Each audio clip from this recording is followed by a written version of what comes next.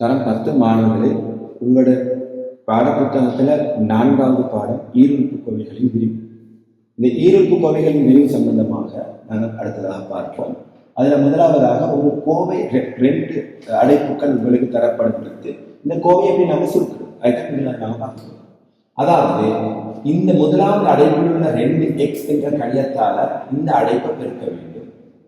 அதே போல சக 3ஆலையும் x4 என்ற அடைப்பை பெருக்கணும். அதாவது இதாலையும் இந்த அடைப்பை பெருக்கணும், இதாலையும் பெருக்கணும். அதே மாதிரி இதாலையும் இதை பெருக்கணும், இதாலையும் இதை பெருக்கணும். இப்படி மாறி மாறி ஒவ்வொன்றும் பெருக்கப்படுது. பெருக்கும் பொழுது 2x x-ஆல பெருக்கினா 2x வர்க்கம், 2x-ஆல சயனால பெருக்கினா சய 8x, 3ஆல x பெருக்கினா சக 3x, 3ஆல சயனால பெருக்கினா சய 12.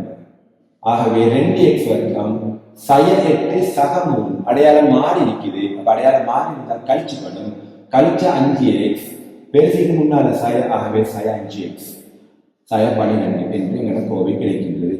அதே மாதிரி ரெண்டுமே சயவாக இருந்து சொன்னால் அதுவும் அதே மாதிரி தான் 3x-ஆல இந்த அடைப்பு x2 என்ற அடைப்பை பெருக்கணும். அதே மாதிரி சய 5ஆலையும் x2 என்ற அடைப்பை பெருக்கணும். இப்ப 3x-ஆல x பெருக்கினா 3x வர்க்கம், 3x-ஆல சய 2 பெருக்கினால் சய 6x, சய 5-ஆல x பெருக்கினால் சய 5x, சய 5-ஆல சய 2 பெருக்கினா சக 10. இப்ப என்ன செய்யலாம்னு கேட்டால் 3x வர்க்கம் சய 6x சய 5x என்றால் சயோட கூட்டிப்படும், அதாவது சய 11x கிடைக்கும், சக அங்கால 10. எனவே இவ்வாறு தான் எங்களோட 2 கோவைகளை 2 அடைப்புகளை பெருக்கும் பொழுது உங்களுக்கு இருபடி சமன்பாடு கிடைக்கின்றது. இங்கேயும் அதே மாதிரி பெருக்கும் பொழுது இருபடி சமன்பாடு கிடைக்கின்றது. எனவே இவ்வாறான கோவைகள் உங்களுக்கு நிறைய தரப்பட்டிருக்கின்றன. உங்களுடைய பயிற்சி 4.1 பயிற்சியில இது சம்பந்தமான பல வினாக்கள் தரப்பட்டிருக்கின்றன. எனவே அனைத்து வினாக்களையும் நீங்கள் செய்வதற்காக இந்த இந்த ஈருறுப்பு கோவைகள்ல பெருக்கம் பற்றி உங்களுக்கு அவதானிக்கக்கூடியதாக இருக்கும். நான் நினைக்கிறேன் இந்த பாடத்துல முதலாவது பகுதி இதுவாக காணப்படுகின்றது. எனவே இதுல ஏனைய பயிற்சிகளை நீங்கள் செய்து கொள்ளுமாறு உங்களிடம் கேட்டுக்கொள்கின்றேன். அடுத்ததாக 2வது பாகம் உங்களுக்கு தரப்பட்டிருக்கிறது என்று கேட்டால் x2 முழுவதும் வர்க்கம் என்று தரப்பட்டிருக்கிறது. x2 முழுவதும் வர்க்கம் என்று சொன்னால் இதுல விரிவை நாம எப்படி எழுதுறது அதை நாங்க அவதானிக்கிறோம். விரிவெழுதுற மெத்தட் ஒரு ஷார்ட் கட் இருக்கு, அது லேசான முறை என்னன்னு கேட்டால் முதலாவது உள்ள உறுப்புல வர்க்கம் முதலாவது எழுதப்படும். அதுக்கு பிறகு 2 இந்த நடுவில் இருக்கிற குறியீடு அடுத்ததாக எழுந்து வரும். அதுக்கு பிறகு 2ஐயும் பெருக்குது, x 2ஆல பெருக்கணும்னு சொன்னால் 2x அது நடுவில் வரும். பெருக்கி வார விட 2ஆலையும் பெருக்கணும். அப்ப இது திருப்பி இன்னொருக்க 2ஆல பெருக்கப்படும். அதாவது x-ஐயும் 2ஐயும் பெருக்கினால் 2x, அந்த வார விடைய 2ஆல பெருக்கணும், சக 2 வர்க்கம் 4. இந்த இடத்துல இப்படி எழுதி காட்டுறது கட்டாயம் இல்லை, அதை எழுதி இப்படியும் எழுதலாம். x வர்க்கம் சய 2 4x சக 4 என்று நேரடியாகவும் எங்களுக்கு எழுதி. அப்ப நேரடியாக உங்களுக்கு இந்த அடைப்பை எனக்கு நீக்கி இந்த மாதிரி எழுதக்கூடியதா இருக்கும். அதே மாதிரி 3x சக 2y முழுவதும் வர்க்கம் இது நாங்க விரிச்சு எழுதினாலும் அதே போலதான் என்ன செய்யணும். முதலாவதாக நாங்க 3x முதலாவது கணியத்தின் வர்க்கத்தை முதலாவது எழுதணும். அதுக்கு பிறகு நடுவில் குறியீடு சக, அதுக்கு பிறகு 2ஆல பெருக்கணும். எதை பெருக்கணும்?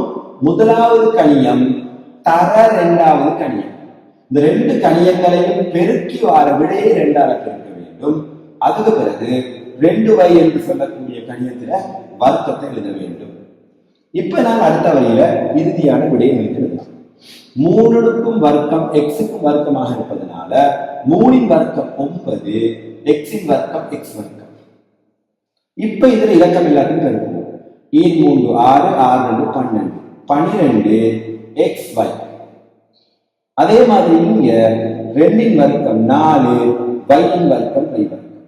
எனவே இந்த கோவையை நாங்கள் சுருக்கமாக எங்களுக்கு இவ்வாறான பெருமானங்களை பெற்றுக்கொள்ளக்கூடியதாக இருக்கின்றது. எனவே இவ்வாறான கோவையை நாங்கள் சுருக்கிற அப்படின்ற விடயத்தை நாங்கள் இந்த மாதிரி தெரிந்து கொள்ள வேண்டும். நான் நினைக்கிறேன் இந்த 2 உதாரணங்களும் உங்களுக்கு போதுமானதாக இருக்கும் என்று எதிர்பார்க்கின்றேன். இந்த பயிற்சியில் உள்ள ஏனைய வினாக்களை செய்வதற்காக வேண்டும். அடுத்ததாக கடைசியாக இந்த கோவைகளின் பிரயோகம் பற்றி ஒரு வினா நாம் செய்வோம்.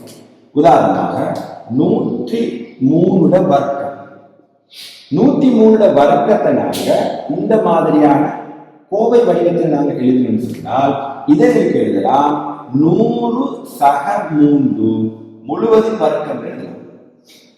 100 சக 3 முழுவதின் வர்க்கம் எழுதலாம். அதுக்கு பிறகு என்ன செய்யலாம் கேட்டால், நாங்கள் இங்க கோவைகள் நாங்கள் எவ்வாறு விரிச்சு எழுதணுமோ அந்த வடிவத்தில் இதை நாங்கள் விரிச்சு எழுதுவோம்.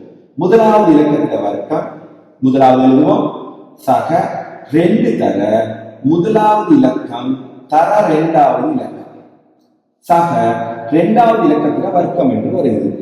இப்ப என்ன செய்வோம், இதுக்கு நாங்க விடையை கண்டுபிடிக்கக்கூடியதா இருக்கும். 100 வர்க்கம் என்பது 10,000 சக 3 6 6 100 பிடிக்கிற 600 சக 3 வர்க்கம் 9. ஆகவே எல்லாத்தையும் கூட்டும் பொழுது 10,609 என்று எங்களுக்கு விடை கிடைக்கின்றது.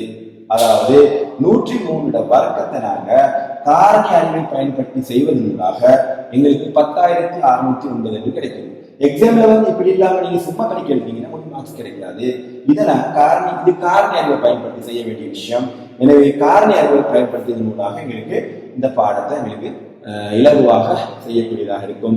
இது நான் ஏற்கனவே தந்திருக்கின்ற இந்த 3 வகையான பகுதிகளிலும் பல்வேறு பயிற்சிகள் உங்களுக்கு 4-2 பயிற்சியில் தரப்பட்டிருக்கு. எனவே இந்த 4-2 பயிற்சி, அதாவது கடைசி பயிற்சியில் தரப்பட்டிருக்குது. அந்த பயிற்சிகளை நீங்கள் செய்வதனூடாக இந்த பாடம் பற்றிய தெளிவான விளக்கங்களை பெற்றுக்கொள்ளக்கூடியதாக இருக்கும் என்று கூறி இந்த ஈருறுப்பு கோவை என்ற பாடத்திலிருந்து நான் விடைபெறுகின்றேன். இந்த பாடத்தின் நீங்கள் கூடுதலாக எவ்வளவு பயிற்சி செய்றீங்களோ அந்த அளவுக்கு உங்களுக்கு தெளிவு ஏற்படும் என்பதை கூறிக்கொள்கின்றேன். எனவே இந்த பாடத்தை நீங்கள் கற்பது மாத்திரமல்லாது கட்டாயமாக இந்த பாடத்தை சப்ஸ்கிரைப் செய்வதனூடாக தொடர்ந்து என்னுடைய வீடியோவை, எல்லா பாடங்கள் சம்பந்தமான தொடர்ந்து வீடியோவை உங்களுக்கு அவதானிக்கக்கூடியதாக இருக்கும் என்று கூறிக்கொள்கின்றேன். எனவே இத்துடன் இந்த பாடத்திலிருந்து விடைபெறுகின்றேன். அடுத்த பாடத்தில் உங்களை சந்திக்கும் வரை நன்றி.